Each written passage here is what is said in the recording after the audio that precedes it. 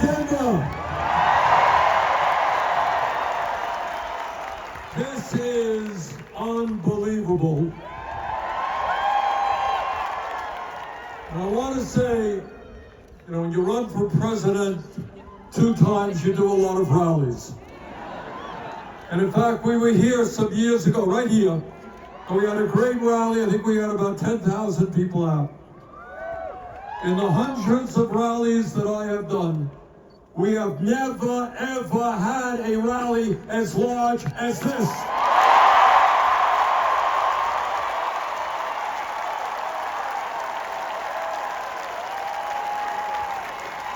And Denver,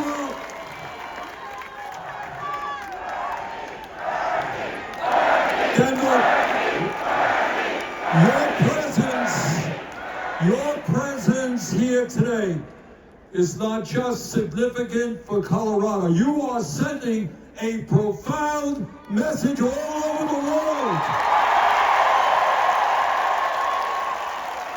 The whole world is watching.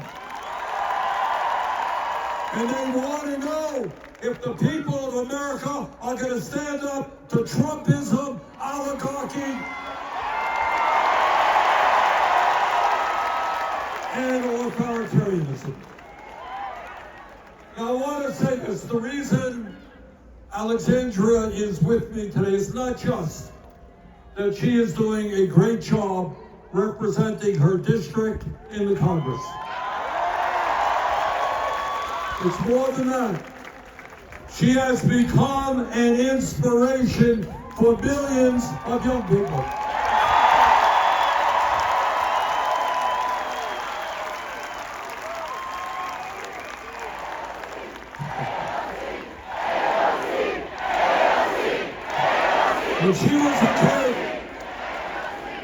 When she was a kid, she worked with her mom cleaning houses in order to help the family survive.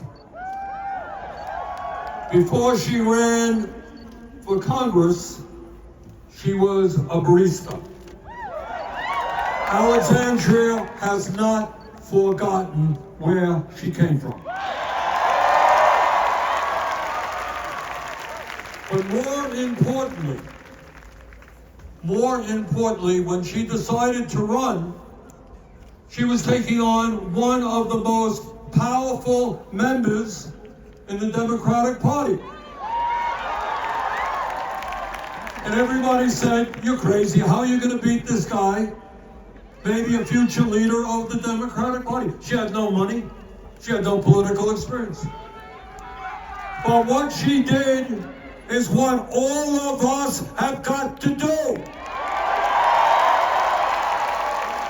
She went out and worked with her friends and she raised a few $1,000s. And she worked hard and in a disciplined way. What Alexandria did is what millions of Americans can do.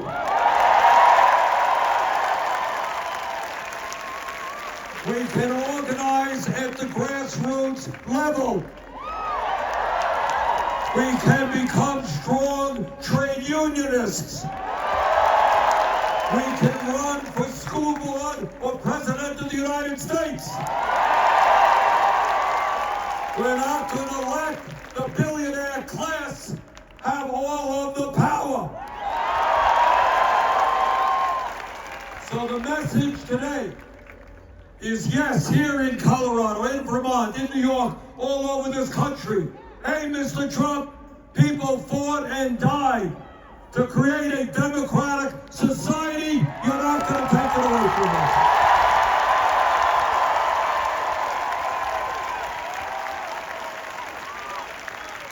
Hey, Mr. President, turn off Fox TV and take a few moments to read the Constitution of the United States. When I was in elementary school, we learned about how the government was formed and the Constitutional Convention and all that stuff. I should have studied it harder, but Trump should have learned it in the first place. And what we got is a separation of powers. And you know why? Because the people who founded this country took on the most powerful person in the world at that time, the King of England. And they said we never want to have one person in this country who has all of the power like the King of England.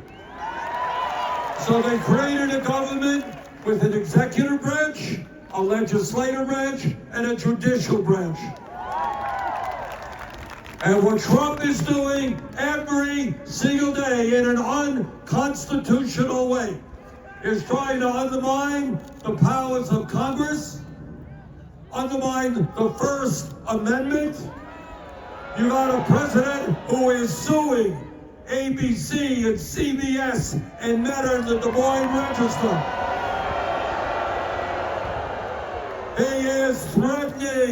He is threatening to investigate PBS and NPR. He loves media that fawns on him, that tells him how great he is. Well, I got news for you, Mr. President. What democracy is about is people discussing issues, debating issues, and disagreeing with you. And if you can't take the criticism, get the hell out of politics.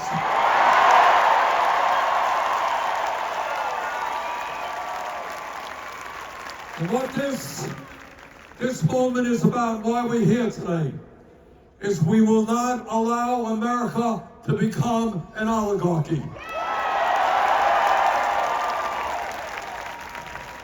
This nation was built by working people. And we're not going to let a handful of billionaires run the government. You know, a few years ago, when I used the word oligarchy, people didn't know what I was talking about. Well, they know what I'm talking about now. You gotta be dumb, blind, and deaf not to see what's going on. Trump gets inaugurated, and I had the unusual position, I don't know how it happened, I got right on the front row. So there I was watching the scene. Right behind Trump were the three wealthiest people in the country. Musk, Bezos, and Zuckerberg. Well, that's not enough. Behind them were 13 other billionaires who Trump had nominated to run major government agencies. So any working person in this country who thinks that these billionaires are simply trying to make government more efficient, you don't know what you're seeing. Now, you know, in Colorado and Vermont, all over, we have a serious problem with people who are addicted, right?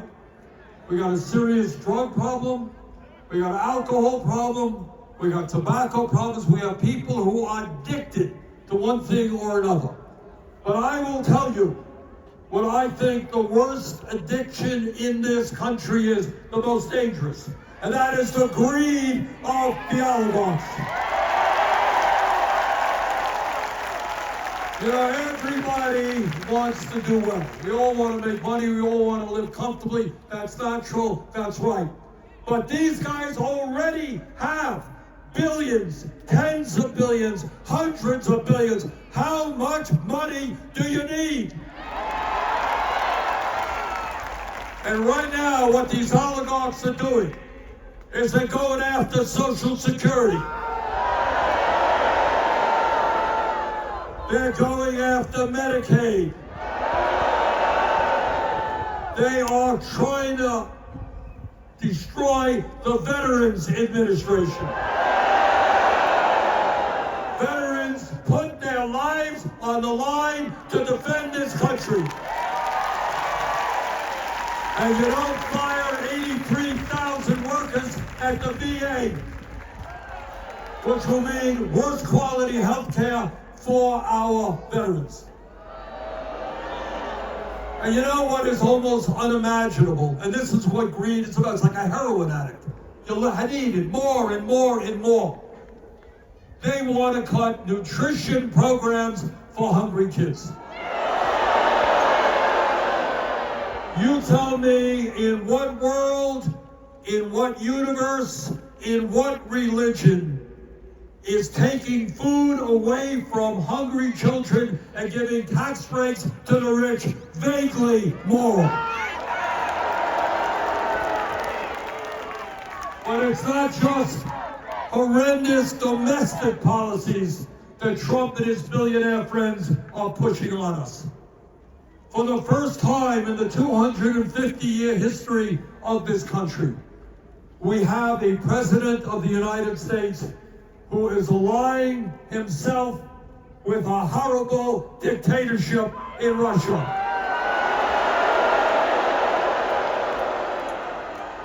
We have a president who lies all of the time, and one of his worst lines was that he says, Ukraine started that war.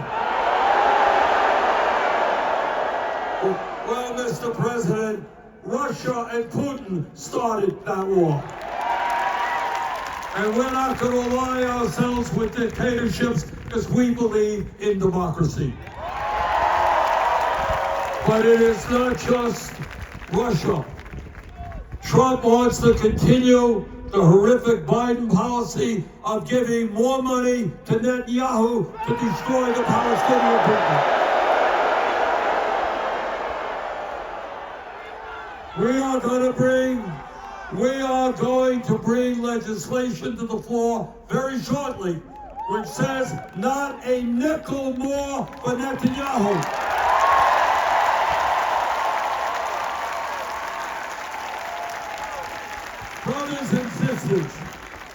Brothers and sisters, there is today profound disgust at both political parties. People see a Republican Party in which Musk, the wealthiest guy in the world, spent $270 million to elect Donald Trump. And his reward is to become the most powerful person in the government. Now, I don't care if you're a conservative, Republican, or anybody else. Nobody thinks that is what America is supposed to be about. But I would not be telling you the truth if I didn't tell you that within the Democratic Party, there are billionaires who have undue influence. And there is a reason why for the last 30 or 40 years, Democrats have turned their backs on the working class of this country. So when we talk about where we are and where we've got to go, maybe most importantly is we got to get rid of this damn Citizens United Supreme Court decision.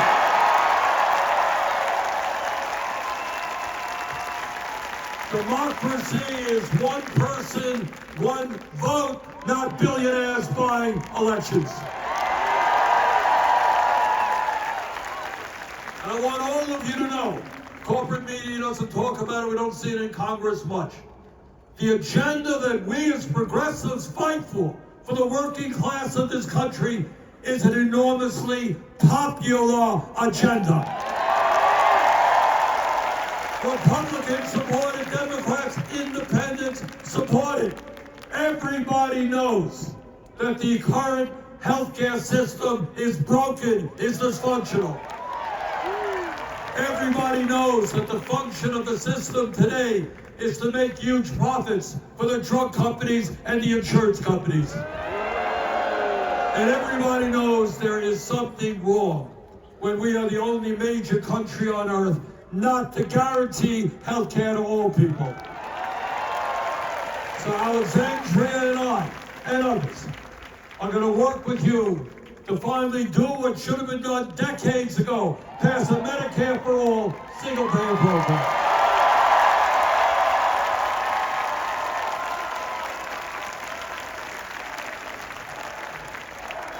No, it's not burning. Not burning. I've got bad news for you. It's you. Right now, We have in Washington an embarrassing minimum wage, federal minimum wage of $7.25 an hour. And that means that tens of millions of Americans are working for starvation wages. Together, we're going to raise that minimum wage to a living wage, $17 an hour. All over this country, workers want to join unions. We got any trade unionists here today? All right. And workers know that if you're in a union, you're going to get better wages, working conditions, and benefits. But corporations are trying to stop workers illegally, trying to stop workers from joining unions. That's why we're going to pass the PRO Act, make it easier for workers to join unions.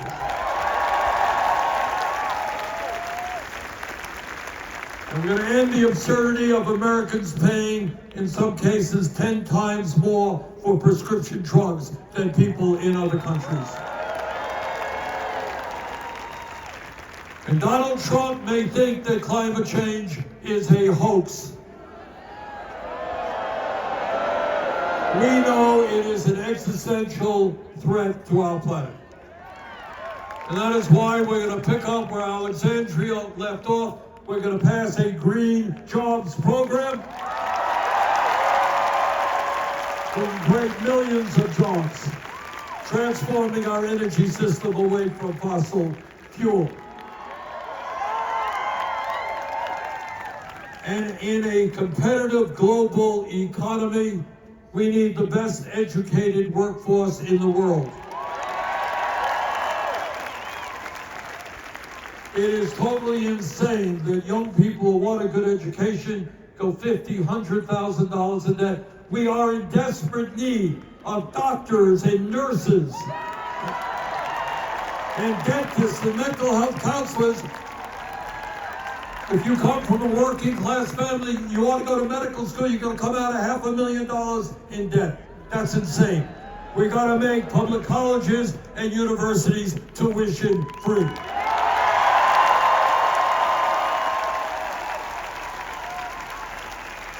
None of this stuff is radical. The American people support this. They don't want tax breaks for billionaires. They want programs that help ordinary Americans. So the point that Alexandria made a few minutes ago is exactly the right point. And that is, what the right wing wants us to do is to turn on each other. They want to divide us up by the color of our skin, or where we were born, or what our religion is, or what our sexual orientation is. That's how they win. They divide us up. Now, I'm not a mathematician, but I do know that 99% is a hell of a bigger number than 1%. And I do know that if we stand together, we are the vast majority of people, we can defeat Trumpism. We can create a political movement so that we have a government and economy that works for all of us, not just the 1%.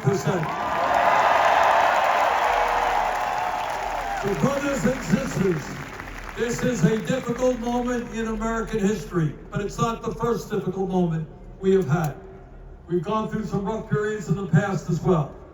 But what I believe from the bottom of my heart, if we stand together, we don't let them to divide us up. If we are smart, if we're willing to go outside of our comfort zones, there is nothing that can stop us. Let us go forward together.